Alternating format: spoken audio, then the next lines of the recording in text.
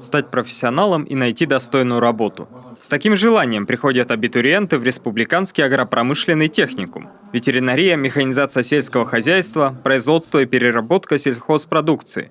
Эти и другие специальности придутся по вкусу всем, кто хочет связать свою жизнь с сельским хозяйством. Двери нашей приемной комиссии вновь открыты для всех ребят, которые любят землю, которые понимают, что сегодня земля – это, наверное, надежда наша, и не только надежда, и опора для того, чтобы крепче стала наша республика.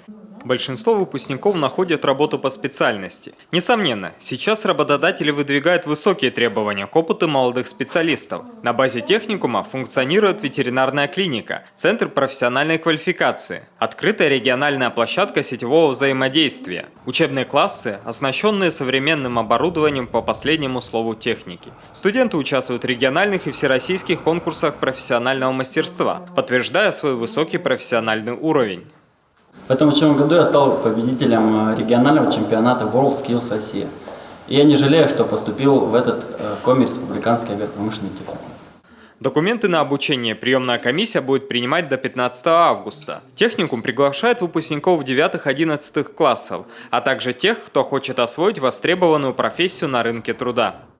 Если тебе нравится сельское хозяйство, если ты хочешь стать дипломированным ветеринарным специалистом, тогда наш техникум ждет именно тебя.